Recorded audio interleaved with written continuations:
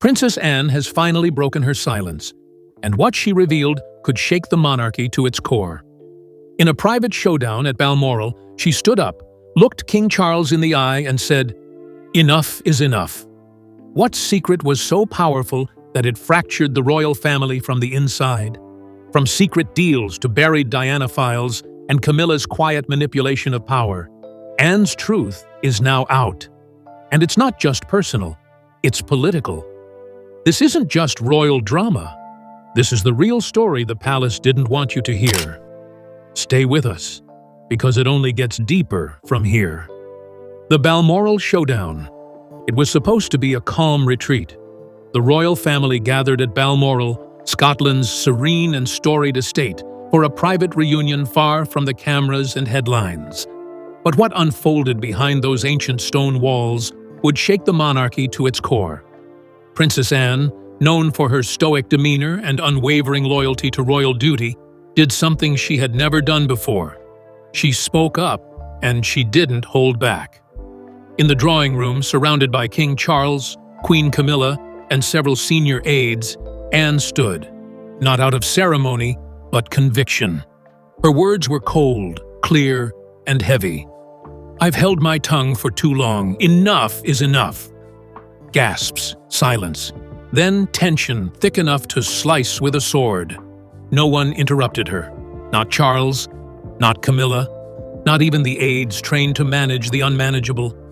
Anne, the family's quiet iron wall, had finally broken ranks. She laid into years of unspoken frustrations, decisions made without consultation, titles handed out through politics, and a growing feeling that Camilla's rise to power had left the rest of the family sidelined and silenced. What had started as a casual summer meeting quickly turned into a royal reckoning. Insiders say Charles sat with his head bowed. Camilla remained stone-faced, but her eyes betrayed her. She was shaken. This wasn't an emotional outburst. It was a declaration that years of polite tolerance had ended, that Anne was done, watching the monarchy morph into something she no longer recognized. The walls of Balmoral didn't crumble, but something inside the palace did. The illusion of peace. From that moment on, nothing was the same. And what Anne revealed next? It was bigger than anyone expected. Because it turns out, even Queen Elizabeth had her doubts about Camilla. And Anne had the receipts. The hidden queen's true wish. The world remembers Queen Elizabeth II's official blessing of Camilla as Queen Consort during her Platinum Jubilee message. But what most don't know is what she said in private. And Anne was one of the few who heard it. In the days after the Balmoral Showdown, Princess Anne confided in two senior aides about conversations she had with the Queen in her final months. According to Anne, Her Majesty never truly wanted Camilla to be queen. In private, she viewed Camilla's presence on the throne as a reluctant compromise, born not from trust, but from necessity. "She told me plainly," Anne reportedly said. "She believed Catherine was the one who embodied the future of the crown." It wasn't personal. It was about legacy. Sources claim the Queen had shared her preference for Kate as the future face of the monarchy multiple times, but was pressured to give Camilla her blessing in public. Political pressure, family pressure, even public fatigue after decades of scandal. Anne referred to it as a deal made in the shadow of the Jubilee, one that Her Majesty didn't want to make, but felt she had no choice. And now, with Camilla wearing the crown, Anne believes that choice is being manipulated and misrepresented. "It was never meant to look like this," she reportedly told Charles during their Balmoral confrontation. "You've turned a temporary pardon into a permanent crown." That statement struck deep, and it reopened a truth that many feared was buried with the Queen. That the throne Camilla sits on may never have truly belonged to her. And if that's true, then the road to her title becomes even murkier.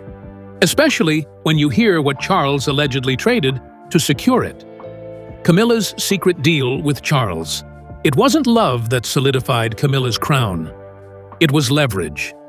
According to royal insiders who've remained silent for years, Princess Anne dropped a bombshell that even stunned seasoned palace staff. Charles made a secret promise to Queen Elizabeth during the height of the Andrew scandal. The deal? Camilla gets the crown, if he can handle the situation with Prince Andrew. At the time, the royal family was reeling. The Epstein affair had exploded. Prince Andrew was toxic in the public eye, and Charles knew the crown's reputation was on the edge of collapse. But Camilla saw an opportunity in the chaos. With the Queen hesitant about elevating Camilla, Charles allegedly offered a solution. He would publicly remove Andrew, strip his titles, and distance him permanently if Camilla was granted queen consort status in exchange. The deal was informal, quiet, and deeply personal. It wasn't written, but it was understood, said one source close to Anne. Fix the scandal, and she gets her crown.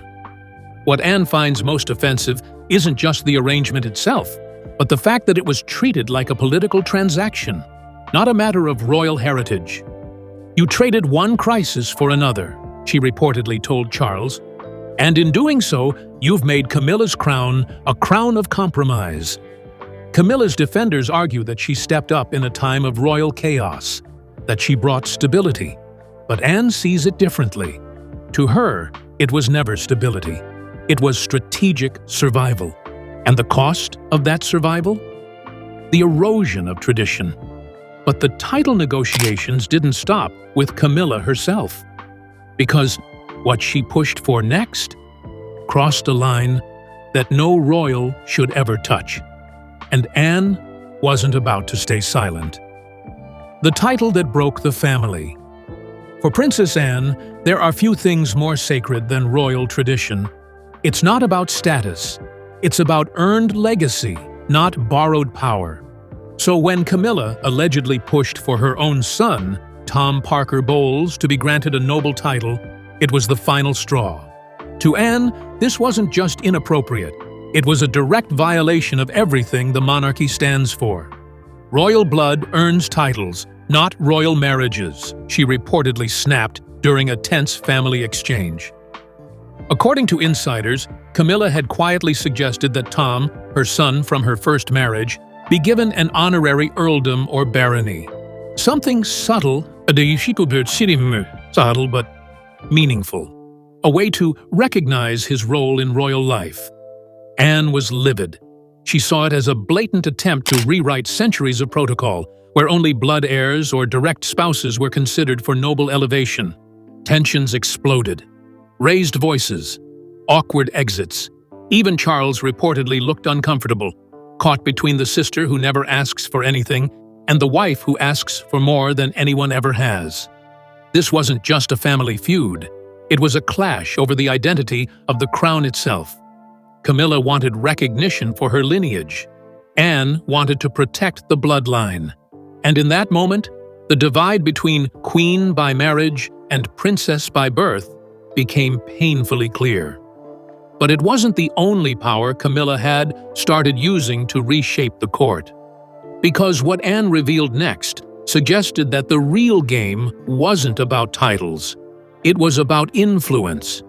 And it all pointed to one disturbing question. Is the king really ruling the monarchy? Or is Camilla ruling him? Manipulating the king. According to Princess Anne, Queen Camilla is no longer just a consort. She's the quiet power behind the throne. In recent months, many have noticed a change in King Charles's tone. His focus shifting from family unity to phrases like legacy and preservation of image. Behind the scenes, Anne believes she knows why. During the Balmoral confrontation, Anne accused Camilla of isolating Charles, especially during key decisions about staff, messaging, and appointments. She alleged that Camilla had positioned allies into high-level roles, communications directors, royal household advisors, even longtime event organizers, all people loyal to her vision, not necessarily the king's. One insider whispered, "She's turning him against his own blood. He listens to her more than anyone else." Anne didn't say it to be cruel. She said it to wake Charles up. Because from her view, this wasn't love. It was manipulation. "You've lost your judgment," she reportedly told him, "and you've let her rewrite our story." The king, reportedly stunned, didn't reply. But even Charles's inner circle has started to question the changes. Some say his speeches are less grounded, his decisions more reactive, his distance from William increasing, and the unspoken fear that Camilla isn't just influencing the monarchy's future, she's quietly controlling it. But Anne isn't giving up the fight. Not yet. Because what comes next involves the one woman the firm has tried hardest to forget, and the files Camilla allegedly buried to make sure she stays forgotten: Princess Diana. Up next, the suppressed documents, the reorganized archives, and Anne's accusation of truth erasure at the heart of the monarchy's darkest secret. Suppressed and hidden. In the heart of Windsor lies the Royal Archives, an institution built to protect the crown's most sensitive history. But now, according to Princess Anne, those same archives are being manipulated to protect one person: Queen Camilla. During the Balmoral confrontation, Anne revealed she had recently been shown evidence that private correspondence between Princess Diana and senior royals had been deliberately withheld or reorganized. These weren't random letters. They were described as emotionally powerful exchanges, including Diana's reactions to media pressure, her distrust of certain palace aides, and, most damning of all, her concerns about Camilla's involvement in royal affairs long before the public knew anything. Anne called it what no one else dared say out loud. This is not archiving. This is erasure of truth. Sources say the documents were quietly relocated, with catalog numbers changed, descriptions reworded, and access restricted, even to senior royals. And when Anne asked why, no one gave a clear answer. But the implication was obvious. Camilla's rise required Diana's history to be softened or buried. One palace staffer admitted under anonymity, "It's no secret Camilla's team worked hard to clean up her public image, but hiding Diana's voice? That crosses a line." For Anne, this was the final confirmation that the monarchy wasn't just rewriting its future, it was reshaping its past. And if Diana's truth could be hidden, then what else could be? Anne believes this wasn't a one-off decision, but part of a broader pattern, a systematic attempt to recast Camilla, not as the woman who broke the royal mold, but as one who quietly inherited it. But no matter how many letters are sealed away, one thing remains clear. The shadow of Diana hasn't faded. It's growing. And Anne isn't the only one feeling it. Because when history gets rewritten, so do old wounds, and Anne's goes back much further than anyone expected. Let's go back to the 1970s, where a royal triangle quietly set this feud in motion. A royal rift decades in the making. To understand Princess Anne's deep distrust of Camilla, you have to go back, not to the Diana years, but to long before Diana ever entered the picture. Back to a royal love triangle that most tabloids barely touched. Until now. In the early 1970s, Anne and Andrew Parker Bowles were an item. Their relationship was quiet, discreet, and royal approved, though unofficial. Andrew, a charming military man, was frequently seen with Anne at polo matches and dinners. There was undeniable chemistry. But then came Camilla Shand.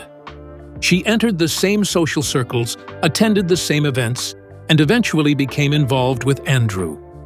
Within months, the dynamic shifted, and Anne's romance abruptly ended. Soon after, Camilla married Andrew, and just a few years later, she was secretly involved with Charles. To Anne, it wasn't just betrayal, it was a pattern. First Andrew, then Charles, then the crown, she once told a friend. She takes what she shouldn't have. That feeling never faded. While the rest of the family gradually accepted Camilla's presence, Anne kept her distance. Publicly polite, yes, but always formal, always guarded, never truly warm. And it wasn't just about old heartbreak. It was about what Camilla represented. Someone who worked behind the scenes, played the long game, and used charm and connection to quietly climb the royal ranks. To Anne, who spent her life earning respect through duty and discipline, it felt like everything she stood for was being undone by one woman. Anne never forgot. She never forgave, said one royal aide. Camilla didn't just take her ex. She took her place in history. And even when Camilla was crowned queen consort, Anne refused to bow, literally, because what many didn't know was that Anne had the support of one very powerful woman in that decision, Queen Elizabeth herself. Let's go there next. The wedding, the curtsy that never came, and the Queen's quiet rebellion hidden in royal protocol. Anne will never bow. In 2005, the royal family gathered for an event decades in the making, the wedding of Prince Charles and Camilla Parker Bowles. But behind the scenes, there was tension. Quiet, controlled, but unmistakable. And it all came down to a single curtsy. Tradition dictates that senior female royals must curtsy to the wife of the future king, especially once officially married. But on this day, Princess Anne did not. Observers thought it was personal, a quiet protest. But in truth, it was a private command from the Queen herself. According to two former courtiers, Queen Elizabeth II made an unprecedented decision. Anne will not be required to curtsy, nor will Princess Alexandra. It wasn't written. It wasn't announced. But it was understood. The reason? The Queen knew the history. She knew Anne's stance. And she knew the optics of forcing a loyal daughter to bend to someone who had never truly earned her place. It was symbolic, one aide recalled. A way of saying, I see you, I support you. Even at the height of Camilla's rise, Anne stood tall, and the Queen let her. That act, though small, now echoes louder than ever. Because as Camilla's reign becomes increasingly rocky and public trust begins to shift again, the symbolism of Anne's silent stand is being remembered. It wasn't just a refusal to curtsy.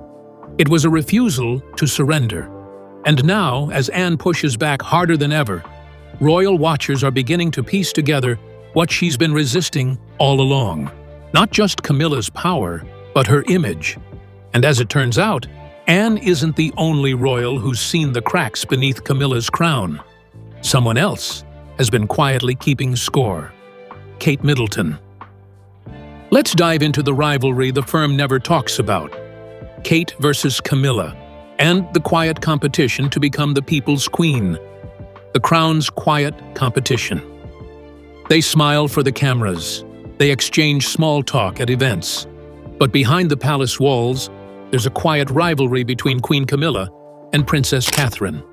One that's been simmering for years. And now, thanks to Anne's revelations, it's back in the spotlight. While Camilla has fought tooth and nail to be accepted as queen, Kate has earned her place effortlessly, through quiet grace and unwavering public love. Even Queen Elizabeth reportedly said before her passing, "Catherine carries the spirit of the monarchy. Camilla carries its baggage." According to insiders, Camilla has never quite accepted Kate's popularity. At one point, she allegedly referred to her as a common girl playing dress-up. But Kate didn't rise through scandal or spin. She rose through dignity. She didn't leak stories. She stayed silent. She didn't demand titles. She earned them through loyalty. And the people noticed. Polls consistently show Kate as the most beloved royal after the late Queen. Camilla, by contrast, remains polarizing. Anne, ever the realist, has made her stance clear. Kate is the future. Camilla was a compromise. And that quiet support matters more now than ever. Because with Kate battling illness and still holding her head high, and Camilla under increasing scrutiny, the comparison writes itself. The firm may not say it publicly, but the monarchy knows. There's only room for one true queen in the public's heart. And as for William, his opinion of Camilla has never been a mystery. Let's now reveal the cold reality of William and Camilla's strained bond and how it could shape the future of the crown. Cold eyes behind closed doors. The world may see polite smiles and formal greetings, but behind closed doors, the relationship between Prince William and Queen Camilla is cold, and always has been. According to Princess Anne, this distance isn't just emotional. It's rooted in betrayal, history, and deep mistrust. Years ago, long before Charles and Camilla wed, both William and Harry pleaded with their father, "Please don't marry her."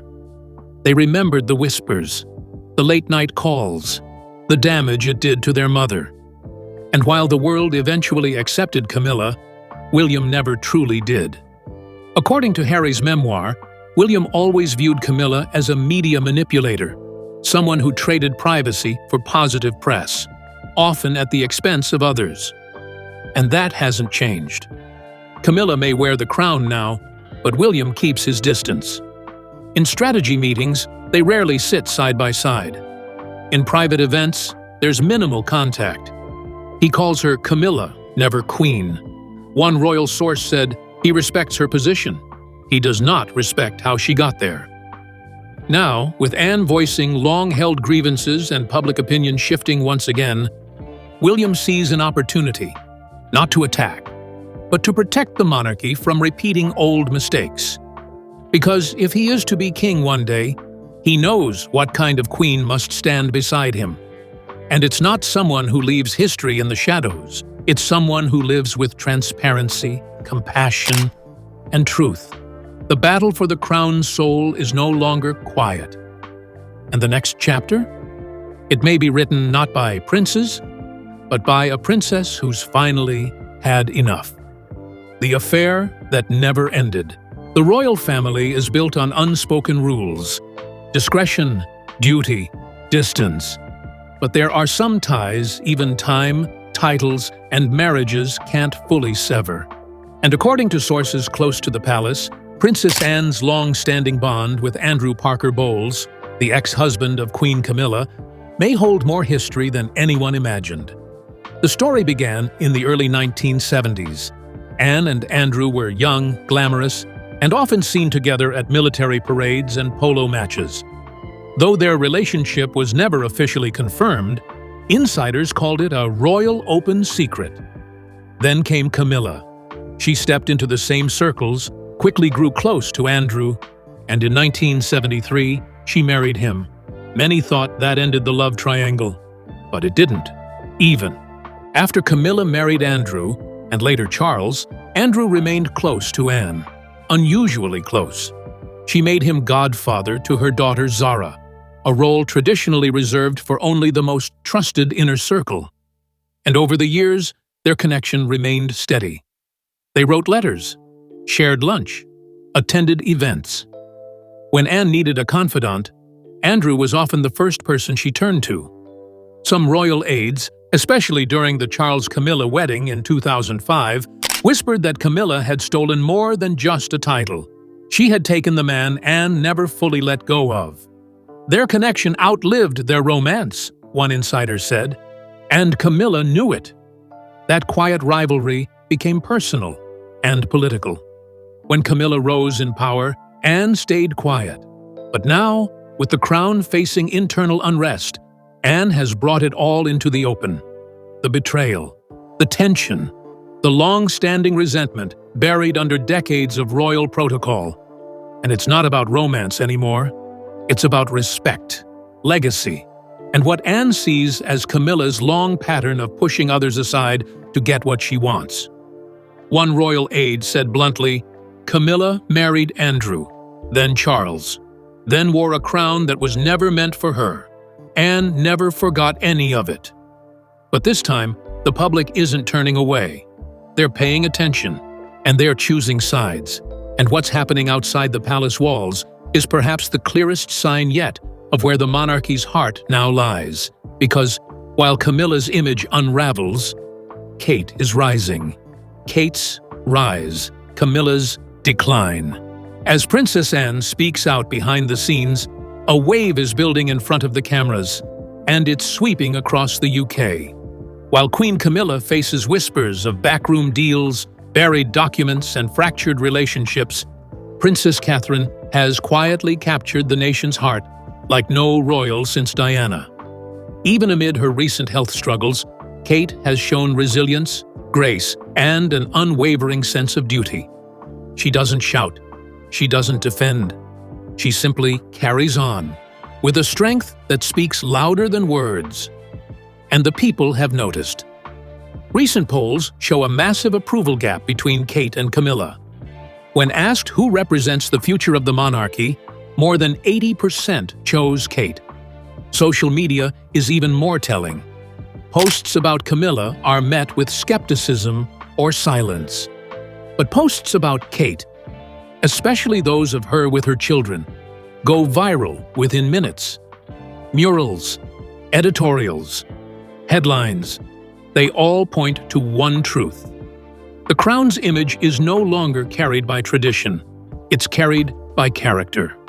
And in this contrast, Anne's message becomes even more powerful. Anne doesn't just support Kate as family. She sees her as the future queen the country deserves. Someone who mirrors the dignity of Queen Elizabeth, the compassion of Diana, and the discipline Anne herself was raised on. One insider said Anne recently told a close friend, "If there is a North Star left in this institution, it's Catherine, not Camilla." Even King Charles has taken note. Though still loyal to Camilla, he's quietly approved a plan for Kate and William to take more central roles in future engagements, a move palace watchers believe is a strategic shift in public positioning. The monarchy is in motion, not crumbling, but transforming. And at the heart of that transformation is a silent rebalancing of power, away from the woman who fought her way into the crown, and toward the woman the public is embracing as a queen in waiting. But even as the world chooses its favorite, one last question hangs in the air. Will Anne let this remain a private rebellion, or will she go public? Will Anne go public? She's never been one for drama, never written a memoir, never sat down for an Oprah-style interview. But now, with so many royal truths cracking open and Queen Camilla's legacy under fire, insiders say Princess Anne may be preparing to do the unthinkable. Speak publicly. For decades, Anne has been the monarchy's most loyal soldier, the hardest worker, the one who kept her head down and her duty at high. But now, even she sees that silence no longer protects the crown. It corrodes it. Whispers inside the palace suggest Anne has been approached for a documentary or even a written memoir, one that would outline her experiences not just as the Queen's daughter, but as a witness to the crown's most painful transformations. And central to that would be Camilla's story, the one the palace never wanted told. "She's thinking about it," said one longtime courtier, "not for revenge, for truth." Because Anne has watched the institution bend, hide, and twist to accommodate Camilla, from title negotiations to buried archives to backroom promises. And now, with the monarchy once again facing a crossroads, she may no longer be willing to bite her tongue. Charles knows this, so does William, and so does Camilla. The fear isn't just what Anne might say, it's how much she's already seen. Because if Princess Anne goes public, whether in one interview, one book, or one unscripted moment, it could redefine royal history. No spin, no softening, just one of the most respected royals of her generation, finally speaking without filters. And if that day comes, the crown may never be the same again, because behind every carefully controlled monarchy lies a storm. And this one, Princess Anne's storm, has only just begun. Princess Anne may have exposed the truth, but the question now is, what comes next? If you found this story as revealing as we did, let us know your thoughts in the comments. Don't forget to like, subscribe, and hit the bell. Thanks for watching, and stay tuned for more royal revelations.